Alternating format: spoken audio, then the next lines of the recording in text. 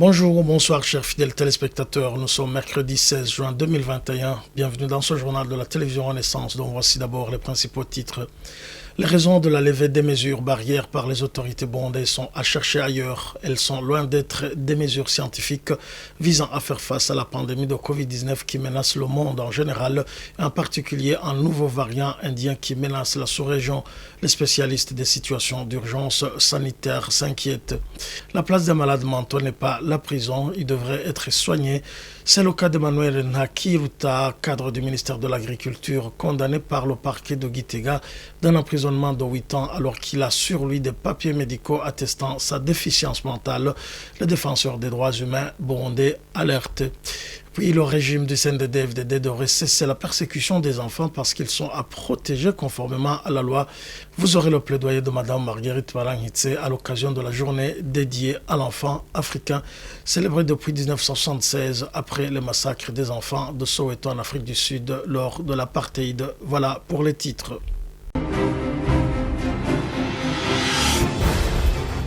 Santé pour démarrer notre journal. La décision de la suppression de la quarantaine qui a coïncidé avec la réouverture des frontières du Burundi avec la RDC et la Tanzanie inquiète les spécialistes de la santé publique. Comme Konakuze, spécialiste en santé publique dans les situations d'urgence, fait savoir que les raisons de cette décision sont indépendantes des motivations scientifiques sanitaires. Il attire l'attention de la population qu'elle doit rester vigilante parce que les conséquences peuvent être fâcheuses dans les jours à venir. Suivez. Du point de vue épidémiologique, je peux dire que la quarantaine fait partie des stratégies de riposte pour toute épidémie ou toute pandémie comme la COVID-19. Alors là, la quarantaine sert de bouclier pour ne pas laisser l'épidémie se propager librement à travers les populations qui ne sont pas encore touchées. Sur ce point, on n'a pas bien entendu les arguments techniques et scientifiques du ministère de la Santé publique sur l'abandon de la quarantaine des sujets qui font des voyages transfrontaliers ou bien qui passent par les voies aéroportuaires. Donc, pour dire en fait que la quarantaine, bien évidemment, sert d'abord de juguler l'épidémie comme bouclier, mais aussi sert de recherche et de suivi des cas par les autorités sanitaires et puis aussi par l'administration locale. Pour le moment, on ne voit pas ce qui va se passer parce que vous savez, une personne peut contaminer 4 avant qu'il soit malade. Et puis, la période de contamination est toujours avant la période des symptômes. Nous avons cette crainte que, effectivement, ces personnes qui sont asymptomatiques peuvent passer à travers les barrières de surveillance du ministère de la Santé publique et favoriser une propagation exponentielle au sein de la population du Burundi. La COVID-19, une personne peut être malade. Généralement, 90% des sujets deviennent malades après 10 jours même. C'est-à-dire des personnes qui sont asymptomatiques, qui passent par les frontières. Vous savez que quand on ouvre les frontières, d'abord, on ne sait pas pourquoi on les avait fermées, alors que dès qu'on les ouvre, on ne fait même pas une quarantaine. Et ça, c'est un peu plus paradoxal de mon côté, au point de vue technique, mais aussi pour la population, comme je reviens sur votre question, la population devrait être très vigilante et ne devrait pas se fier sur des mesures techniquement dépourvues d'arguments scientifiques. Et puis, je dirais même que partout dans le monde, la quarantaine fait partie des mesures de lutte et de barrières pour éviter la propagation de la COVID-19. Alors, entendre que le Burundi enlève cette mesure, c'est une grande partie de la stratégie de riposte qui est enlevée et qui peut être préjudice au niveau de la propagation de la maladie au sein de la population. Et alors là, on dirait que la population sera moins protégée, si je peux dire, parce qu'il y a une mesure importante de lutte qui est enlevée. Justice à présent, le parquet de Gitega a requis 8 ans de prison ferme à une personne vivant avec une déficience mentale. C'était vendredi dernier. Il s'agit d'Emmanuel Nakiruta, emprisonné il y a 3 mois dans la province de Gitega où il travaille comme cadre au ministère de l'Agriculture et de l'Élevage. Il est accusé d'atteinte à la sûreté intérieure de l'État et outrage aux institutions de l'État. Les professionnels du droit s'insurgent contre une telle peine envers une personne ayant des papiers médicaux qui attestent sa déficience mentale. Maître Gustave Nyonzima demande sa libération inconditionnelle pour qu'il soit soigné. C'est un réquisitoire discorni, un réquisitoire inédit qui relève de la malveillance. Emmanuel Nakiruta a été mis aux arrêts en violation flagrante de la loi depuis son arrestation. L'article 25 du Code pénal stipule que nul n'est punissable s'il souffre d'une déficience mentale qui le prive la capacité de discerner ce qu'il fait. Du coup, il bénéficie d'une cause subjective d'irresponsabilité pénale. Emmanuel Nakiruta a des preuves tangibles, des preuves médicales tangibles de son état de santé, prouvant qu'il a une déficience mentale. Il ne pouvait pas être incarcéré, il ne pouvait pas passer plusieurs jours dans les cachots et même en prison. Le ministère public, en procédant à son réquisitoire, devait normalement se référer à l'article 110, alinéa 2 du Code de procédure pénale, qui exige que le ministère public instruise à charge et à décharge. Du moment qu'il y avait des preuves tangibles de son état mental, de sa déficience mentale, normalement, le ministère public devait instruire à décharge. Qui plus est, l'article 154 du Code de procédure pénale aussi exige que la liberté étant la règle, la détention l'exception. Du moment que toutes ces preuves étaient disponibles, normalement, il ne pouvait pas être incarcéré parce qu'il bénéficie d'une cause d'irresponsabilité pénale. Donc, son dossier est émaillé par beaucoup d'irrégularités notoires depuis le début de son arrestation. Ça nous montre qu'il y a Rangouille sous roche. Il est victime de ces propos tenus à l'égard des putschistes, des propos élogieux à l'égard des putschistes, lorsqu'il disait que ce sont des héros qui devaient être libérés. Sinon, le dossier manque de pertinence judiciaire et juridique. C'est un dossier qui est vraiment illégal, qui a été instruit avec une légèreté. On voit qu'il y a une main souterraine. On voit que c'est le pouvoir exécutif qui tire les ficelles. Donc, Emmanuel Nakiruta a besoin de se faire soigner, que le tribunal le libère, qu'il se réfère à la loi, contrairement au réquisitoire du ministère public. Maître Gustave Nyonzima, président du collectif des avocats pour la défense des victimes des crimes de droit international commis au Burundi, CAVIB. C'est ce mercredi 16 juin 2021 que le nouveau procureur de la Cour pénale internationale, Karim Assad Ahmad Khan, a commencé ses fonctions.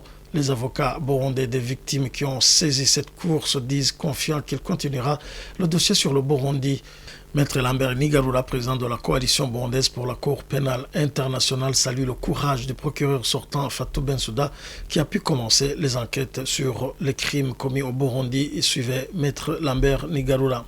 Effectivement, le nouveau procureur est entré en fonction aujourd'hui. Maître Karim Khan est un avocat qui a déjà presté devant cette juridiction internationale et qui connaît comment cette juridiction internationale fonctionne. Il connaît d'ailleurs des dossiers sensibles pour avoir collaboré ou défendu ses clients devant cette institution. Et nous ne doutons pas que ce nouveau patron du bureau du procureur va continuer sur le même chemin, d'ailleurs déjà tracé par Madame Fatou Bensouda, qui avait le courage et la détermination d'aller jusqu'au bout pour lutter contre l'impunité et rétablir le droit des victimes. Et ça, je dirais que je n'ai pas de doute, parce que Fatou Bensouda a déjà tracé une ligne et il a déjà entamé des enquêtes proprement dites, malgré les défis que vous connaissez vous tous, le refus du pouvoir de Bujumbura à ce que les enquêteurs puissent accéder sur le terrain. Mais cela n'a pas empêché le bureau du procureur, les enquêteurs, à continuer les enquêtes, à chercher les victimes et témoins partout où ils sont, que ce soit dans les pays voisins ou à l'étranger. Fatou Bensouda était une figure vraiment emblématique qui a démontré son courage et sa détermination. Nous sommes donc confiants que maintenant la ligne est tracée, le chemin est déjà là. Le nouveau procureur va par contre beaucoup plus franchir l'étape suivante qui est celle de lancer les mandats d'arrêt et ouvrir tout simplement un procès afin de rétablir les victimes dans les droits. Le gouvernement du Burundi a déjà franchi un pas important dans le cadre de la protection des enfants. Ce sont des propos de Célestin Sindiboutoumé, inspecteur général au ministère des Droits de l'Homme, dans un communiqué sorti ce mardi dans le cadre de la célébration de la journée dédiée à l'enfant africain, célébrée chaque année le 16 juin. Cette date rappelle le jour des massacres des enfants de Soweto en Afrique du Sud par le régime de l'apartheid. C'est en 1976. La Maison Shalom International, une organisation qui milite pour l'amélioration du bien-être des enfants, a célébré cette journée avec des enfants burundais en exil. Marguerite Baranghitse, la représentante légale de la Maison Shalom, indique qu'à cette occasion, en tant que Burundais, on doit commémorer le massacre des enfants burundais commis par le régime du parti CNDD-FDD. Suivez.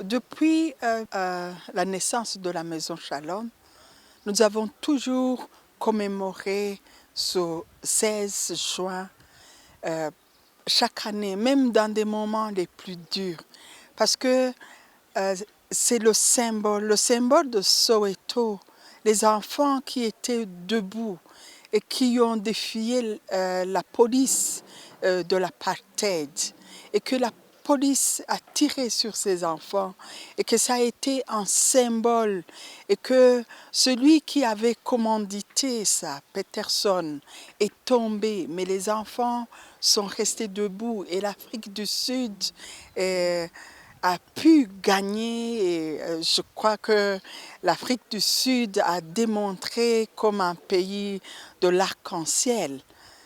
Raison de plus aujourd'hui, plus que jamais, pour les enfants burundais, de leur rappeler aussi notre héros, Komeza Mahoro Jean Nepomsène. Parce que le jour où nous retournerons au Burundi, je crois que nous allons mettre un monument de symbole des enfants debout, comme Komeza Mahoro, qui a défié le policier qui a tiré sur lui à bout portant et qui lui a fracassé la tête. Je ne peux pas ne pas rappeler aux enfants, même dans le chant, vous avez entendu, ils continuent à s'émerveiller, à chanter leur patrie, parce que je rappelle très bien que ce jour, tous les enfants du monde entier devaient commémorer et dire « basta ».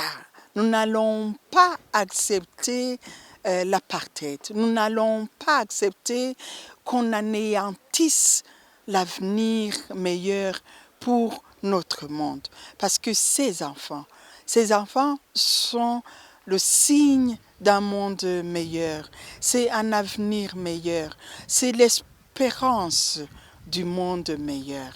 Et c'est pour cela, comme mission que nous avons reçue des mains du bon Dieu, nous devons toujours commémorer pour prouver au monde entier que nous n'allons pas nous taire, que nous resterons toujours debout et rayonnants d'espérance parce que nous sommes des bâtisseurs d'espérance. La fondatrice de la Maison Shalom a profité de cette occasion pour lancer un appel vibrant aux dirigeants burundais pour qu'ils arrêtent de tuer les enfants du Burundi et surtout que parmi ceux qui sont au pouvoir aujourd'hui, certains ont été victimes de crises que le pays a connues et ont été orphelins depuis leur enfance. Ils devraient être compatissants et épargner cette souffrance à la génération future. Encore une fois, Marguerite Barangitse. Je voudrais dire à tous ces parents qui ont vu leurs enfants mourir dans leurs bras, être fracassés par les balles réelles de la police qui devait les protéger, de garder l'espoir. L'amour triomphera toujours. Mais je voudrais aussi m'adresser aux autorités burundaises, au système du CNDD-FDD, de déposer les armes qui tuent. De se rappeler qu'eux aussi ils ont souffert. Parmi eux, j'en connais qui ont vécu l'exil. J'en connais qui ont été orphelins de 72 ou de 93. Alors, j'aimerais les supplier, comme Monseigneur Ruhuna le disait le jour de Bugendana. Déposez les armes qui tuent. Ne soyez pas comme Caïn qui a tué son frère Abel et qui est mort en errant, que personne ne voulait. Qu'il sache que nous allons retourner un jour, mais que ces enfants que la Maison Shalom est en train d'éduquer dans le pardon, la réconciliation, avec toutes les valeurs de la compassion, de l'intégrité, de la dignité, du pardon, de l'harmonie. Ils viendront un jour reconstruire la patrie et ils reconstruiront avec eux parce que nous n'avons aucune rancœur, aucune haine parce que nous savons que la haine tue. Qu'ils déposent les armes et qu'ils demandent pardon. Que la justice burundaise puisse quand même casser ce cycle de l'impunité. Je prie spécialement aujourd'hui pour qu'ils ne tuent plus ces enfants, pour qu'ils libèrent tous ces jeunes qui croupissent dans les prisons injustement, qui croupissent parce qu'ils ont osé refuser la haine, refuser je dirais l'intolérance, qu'ils se remettent en question et qu'ils reviennent dans le bercail, nous permettre de reconstruire notre belle patrie que nous aimons, le Burundi. Marguerite Barangitse, fondatrice de la Maison Shalom. Place à la chronique Histoire du Burundi pour clore ce journal. Plusieurs identités ont vu le jour avant l'identité commune d'être des Barundi avec la venue du roi Ntare Rushatsi. Ces identités restent les composantes de la communauté burundaise qui se regroupe dans cette identité des Barundi. Retrouvez Rugambarara qui s'intéresse à l'histoire du Burundi à travers la chronique que vous suivez tous les mercredis. Après avoir compris ce que c'est que le peuple Murundi, c'est-à-dire un ensemble de plusieurs identités, intéressons-nous à ces différents peuples qui ont fait le peuple Murundi. Avant Ntare Rushatsi, dans l'histoire que nous apprenons que le Burundi naît avec Ntare Rushatsi. Mais qu'est-ce qu'il y avait avant Ntare Rushatsi? Comme je vous l'ai dit en introduction, il y a un adage kirundi qui dit umwami akubaza umuryango ntakubaza ico waraye uriye. Je ne vais pas traduire pour le moment le mot umuryango, je vais l'utiliser en kirundi parce que les Barundi comprennent ce que c'est qu'umuryango. Ne le traduisez pas s'il vous plaît parce que vous allez vous tromper quelque part. L'umuryango ou les miryango que vous avez ont une histoire.